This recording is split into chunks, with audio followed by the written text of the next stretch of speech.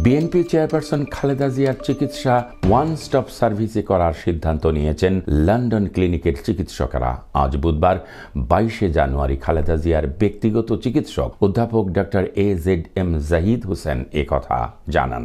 Doctor AZM Zahid Hossain বলেন, বেগম জিয়ার সর্বশেষ রিপোর্টগুলো মেডিকেল বোর্ড পর্যালোচনা করেছে এবং আরও কিছু পরীক্ষা নিরীক্ষার সিদ্ধান্ত হয়েছে। আগামী 2-1 দিনের মধ্যে লন্ডনের আরও 2 জন চিকিৎসক ওনাকে দেখবেন। তিনি বলেন, বিএনপি চেয়ারপারসনের liver, kidney, heart, diabetes, pressure, rheumatoid আর্থ্রাইটিসের জন্য এখন ওষুধ দিয়ে চিকিৎসা চলছে।